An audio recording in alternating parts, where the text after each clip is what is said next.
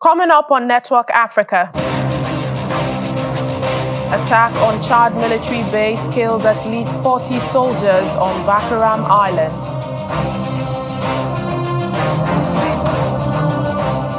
UN Secretary General Antonio Guterres condemns the escalating violence and severe humanitarian needs in Sudan. Plus,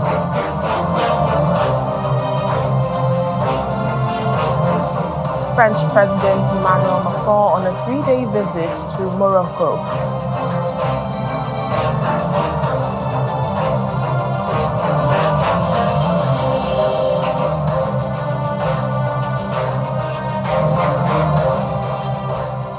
Hello and welcome to the program today. I'm Layo Olarinde. At least 40 soldiers have been killed in Chad after a brutal attack on the country's military base. The presidency says this happened on Sunday evening, and President Mohamed Derby has ordered a counter mission to track down the culprits.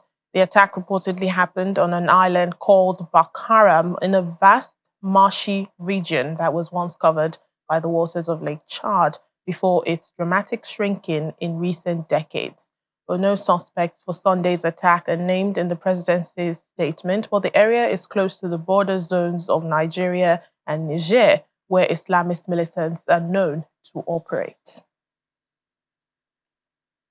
The UN Secretary General Antonio Guterres is condemning the escalating violence and severe humanitarian crisis in Sudan. He was addressing the UN Security Council. Mr. Guterres says he is horrified by reports of attacks against civilians by both warring factions, the Sudanese Armed Forces and the paramilitary Rapid Support Forces. Well, he's also made a humanitarian appeal to the member states of the UN Security Council to contribute the $2.7 billion aid, which remains only 56% funded. I am horrified by the Rapid Support Forces' continued attacks against civilians in Al-Fashar and surrounding areas, which include displacement sites where famine conditions have been confirmed. And I'm also horrified by reports of attacks against civilians perpetrated by forces affiliated with the Sudanese Armed Forces in Khartoum, and by continued mass civilian casualties due to apparently indiscriminate airstrikes in populated areas. The humanitarian crisis in Sudan grows daily. In some areas, children survive on tree leaves, with many dying from malnutrition and diseases. Women, already marginalized by decades of structural violence, now face sexual abuse, forced marriage, and the lack of medical care, silenced by trauma and fear. We must be their voices, ensuring their suffering isn't overshadowed by those prioritizing power over justice. In the meantime, senior UNICEF official Ted Chaiban, together with other UN humanitarians, have visited IDP camps in Sudan, where they interacted with families about their situation and the health, nutrition, education, and child protection services provided by the UN Children's Agency and UNHCR. Mr. Chaiban, the UNICEF's Deputy Executive Director, alongside these other UN officials, visited the Beat el-Shabab internally displaced people's camp in Port Sudan. They also engaged with students and camp residents who are volunteering to support various services, including primary health care, water, sanitation, and hygiene, as well as safe learning spaces for children. We are here in Al-Matar gathering site where 4,000 displaced people, around 800 families from Sennar and Khartoum have taken refuge to escape the conflict that's ravaging Sudan. UNICEF is here along with other partners, UNHCR, CARE, many local NGOs to support this population, including with the provision of water, health services right behind me, the issue of psychosocial support for children, and learning activities. I was so touched when two teenagers approached me and said they want to be able to continue their education and go on to university and become teachers and engineers. But the bigger picture is that we are in a country where 8 million people are facing acute malnutrition, catastrophic levels of acute malnutrition. That includes 4 million children, where 10 million people are internally displaced. And in order to reach this population throughout the national territory, we need access and we need presence. We need to be able to have a base in Zelinji. We need to be able to have a base in Kadugli. We need to be able to reach people in order to avoid catastrophic consequences. This has to happen now. French President Emmanuel Macron is in Morocco after arriving on Monday, October 28. He was welcomed by Moroccan King Mohammed VI at the airport and later at the Mechua Palace in Rabat.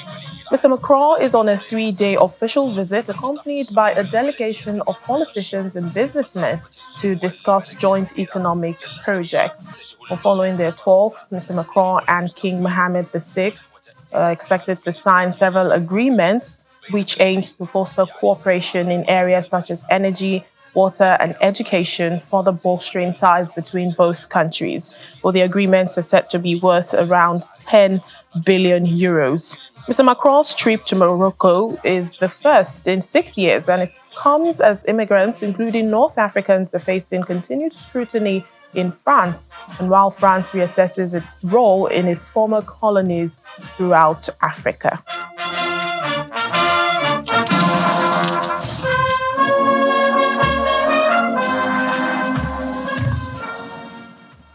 Joining us now is Tamba Francois Kunduno, Morocco World News editor from Rabat. Thank you so much, Tamba, for your time on the program. Thank you for having me. Well, let's begin with how significant President Emmanuel Macron's visit is to Morocco.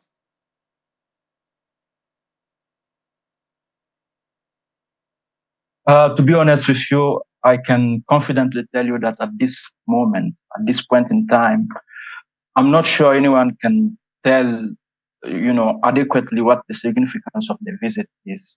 What I can tell you, observing from Morocco, observing on the ground and having written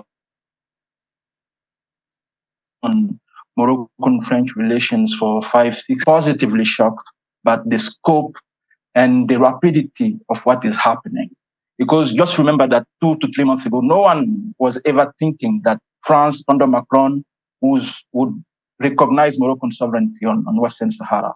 So right now, the context and the significance, the historical significance of what's happening now, maybe with the benefit of hindsight in 5-10 years, we will need Moroccan political scientists, French political scientists and journalists to sort of reflect on the historical significance of what's happening now. But from the political side of it, what I can tell you is that for Morocco, this is maybe the most politically and diplomatically significant visit that has happened in the past 10 years, or maybe in the past 3 to 4 decades, because Macron coming and with the background of this recognition of Moroccan sovereignty on Western Sahara is the gift or the decision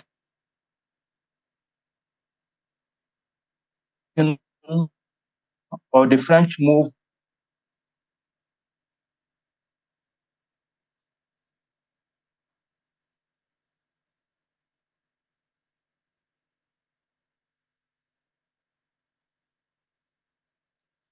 We'll seem to be having some audio network issues with that discussion, but we'll try and reconnect.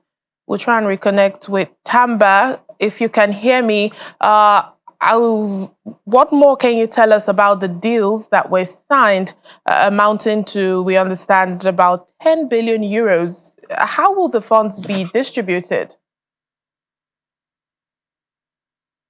That was what I was trying to say. Right now, yesterday Macron came and was welcomed and hosted as a hero, as a national hero, recognizing local sovereignty on Western Sahara.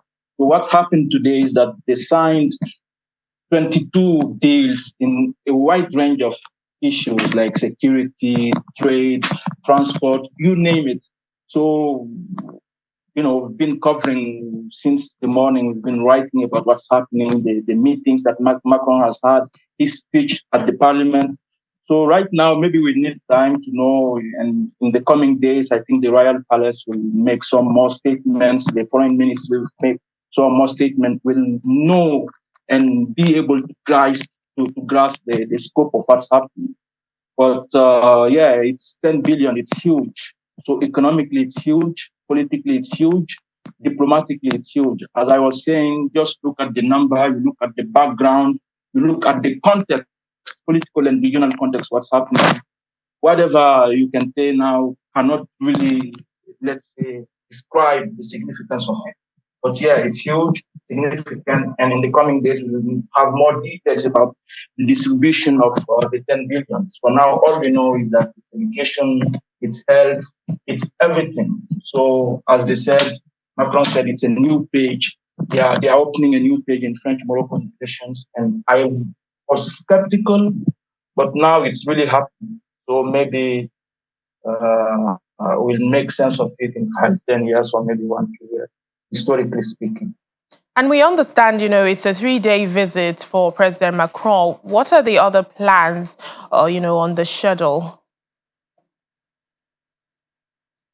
I think anybody who listened to Macron's speech today at the Moroccan parliament, he spoke to both houses of the Moroccan parliament. He spoke, for example, about Morocco's regional role in the Middle Eastern violence. He spoke about the need for a ceasefire in Lebanon. He spoke about the need for a ceasefire in Gaza.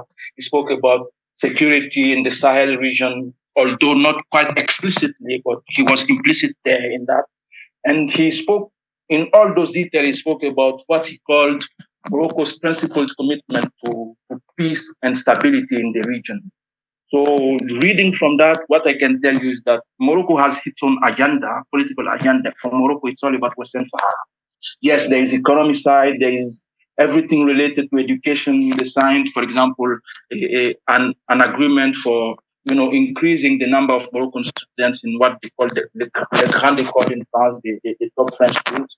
So there are many aspects to the agreement, but for Morocco, it's all about Western Sahara. It's about the historical significance of France, which was the former colonial power of Morocco, recognizing, and which, by the way, used to be, not, let's say, subtly hostile to Morocco's view and more in line with Algeria's line on the Sahara. It's now with Morocco. So for Morocco, it's about Sahara, Sahara, Sahara.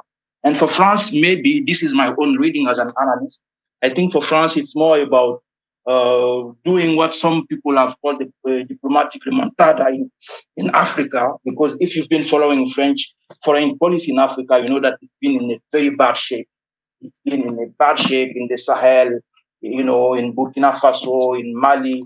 So Morocco being a regional power, Morocco being a regional rising power, is for France an ideal, a perfect partner to have to sort of redraw or rethink its African strategy. All right, then, Tamba Francois Kunduno, editor at the Morocco World News, thank you so much for your time on the program. Thank you. Thank you for having me. Let's move now to South Africa. A controversial agreement to grant Ukrainian diplomats visa-free access to South Africa has sparked outrage within political circles. Well, South Africa's Home Affairs Minister, Leon Schreiber, who is from a different party to the president, announced the deal on Sunday, terming Ukraine a valued ally. But the presidency has criticized this, criticizing him for announcing the agreement without formal authorization from President Cyril Ramaphosa. Well, critics see the deal as an affront to South Africa's long-standing relationship with Russia, though the country has remained neutral, on the conflict that's happening in Ukraine. The African National Congress, ANC, has sharply differed with the Democratic Alliance, that's the largest coalition partner, over the country's relationship with Russia. The ANC, which had governed South Africa since the end of apartheid 3 decades ago, lost its majority in May's general election, and that forced it into a deal with other political parties. Welcome back to the program. We continue in South Africa. The Health Minister, Dr. Aaron Motsoaledi, has confirmed that a chemical called organophosphate, specifically tuberphos, caused the deaths of 6 children in Soweto earlier this month. The children fell ill after sharing snacks purchased from a local shop. Minister Moshaledi cautioned that some local spaza shops may be using this chemical to control rat populations. Well, 4 individuals were arrested last week for possessing another illegal chemical, alficarb, but they have been released after paying a fine with no connection found to the children's death. The High Commissioner of Nigeria to South Africa, Temitope Ajayi, has highlighted the significant contributions of the Nigerian community to South Africa's economy. He emphasized that Nigeria possesses the continent's best human capital resources, positioning the nation as a formidable force. Mr. Ajayi made these remarks at the inaugural launch and gala dinner of the Igbo Lawyers Association of South Africa in Johannesburg. Our correspondent Innocent Samosa reports. The event themed Faith of Resilience brought together Igbo lawyers in South Africa to reflect on their contributions. Ugo Anyam serves as the chairperson of the Igbo Lawyers Association of South Africa. In response to the teething career challenges faced by our founders, however, we have since evolved, positioning ourselves not mainly as a professional organization, but as a proponent of a truly federated system. In his keynote address, the High Commissioner of Nigeria to South Africa, Temitope Ajayi, hailed the community. If there is any country in Africa that have seen a critical mass of Nigerian professionals that are doing well in different endeavors, South Africa is one. Because here is a country where whether you mention the medical field, you find Nigerian there. Whether you mention the legal field, you find Nigerians there. But how is this formation of the Igbo Lawyers Association impact the local Igbo community? Well, the whole idea of putting up a gathering like this is to celebrate a milestone of sorts. You know, we have come a long way. A lot of us, if you listen to my speech earlier, a lot of us arrived here, you know, either with one degree or the other, but the need arose, you know, to be self-employed in a lot of ways. And most of us, you know, at the time took the time to go back to school, you know. Yeah, I think it's important to have this type of things so that people would know that we exist, you know.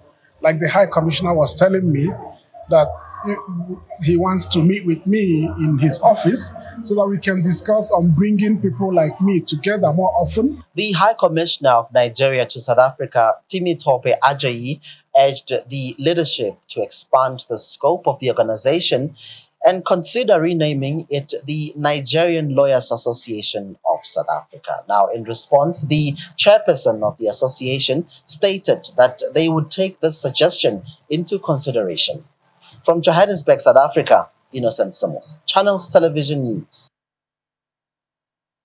Well, as Ghana gears towards its general elections in December, the U.S. State Department has announced it will restrict visas for people who Washington deems responsible for undermining democracy in the country. The move comes ahead of presidential and parliamentary elections due to take place in the country on the 7th of December. U.S. Secretary of State Antony Blinken says the visa policy would be directed only at people who undermine democracy and not at the government or the people of Ghana. The December polls will be the 9th consecutive general election since the country's return to multi-party democracy in 1992. And the country has held peaceful, free, fair, and transparent elections for nearly 2 decades. But allegations of voter roll irregularities this year have created concerns about a possible democratic backslide. Now, 17 young Nigerian girls have been rescued by the Nigerians in Diaspora Commission (NIDCOM) after they were trafficked to Ghana. They have returned to the country while 5 traffickers have been arrested. This latest rescue operation brought to 130 girls repatriated to Nigeria from Ghana alone since July 2024. According to a statement from NIDCOM, this was sequel to the combined and coordinated efforts of the Ghanaian Anti-Human Trafficking Police, Nigerians in Diaspora Organization NIDO in Ghana, and the Nigerian High Commission in Accra. The chairman, CEO of NIDCOM, Abike Dabiri Erewa, commending the rescue operations and the agencies involved, says the commission is committed to protecting Nigerians in the diaspora. Well, 2 young men were also repatriated, including one who was previously detained in a Ghanaian prison. Environmentalists are planting trees in Libya's forests to help battle droughts that the country is facing. In Qom City, volunteers say the planting is also for children and future generations. Amid escalating environmental challenges, a Libyan environmental group has launched an ambitious tree planting campaign in the Al Nigazar forest, located 100 kilometers east of Tripoli. The initiative, which marks the 5th attempt to restore the area's natural balance, comes as Libya's forests face severe threat from climate change, with droughts and deforestation rapidly diminishing the nation's green cover. Taha Ali Abdullah is a local volunteer participating in the reforestation campaign.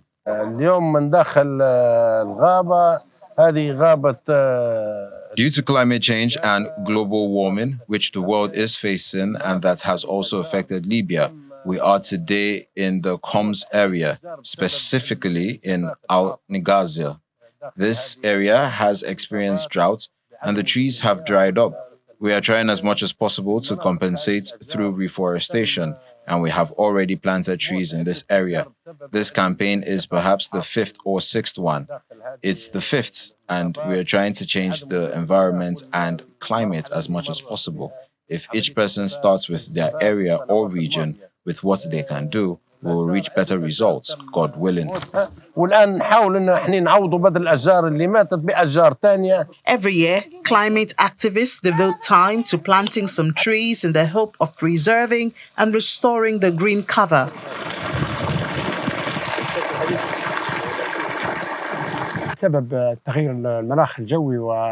Trees represent growth and life. They give us oxygen, they give us nature, they protect us from the current global warming, states another campaign participant. The initiative encourages residents to take action in their local areas, promoting a grassroots approach to environmental conservation. Families and school children also participate in these campaigns, digging holes and planting seedlings. But their biggest challenge remains the availability of water. And finally, on the program, the 4th edition of the Forever Is Now art exhibition has kicked off at the Giza Pyramid Scenic Site, where various contemporary art installations are on display, placed around the 4,500-year-old UNESCO World Heritage Site. 12 international artists have nestled their works at the foot of the pyramids this year, with various artworks showcasing elements of Egyptian culture and history.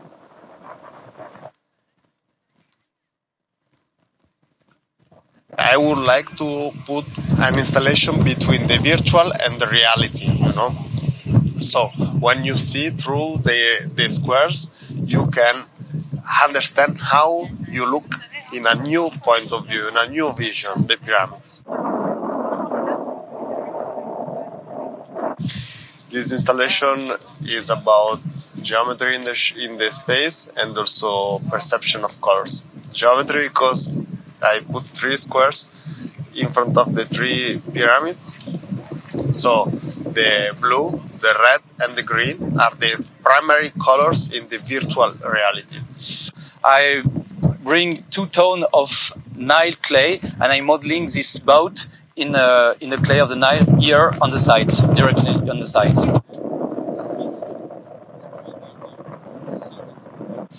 For me, it's like a dream. When I was a kid, I want to be an archaeologist and Egyptologist, and I want to be an archaeologist, and I started modeling and do sculpture inspired by Egypt sculpture. For me, the Egypt sculpture is the roots of my works. That's it on the program today. Thank you so much for watching. I'm Layo Olarinde.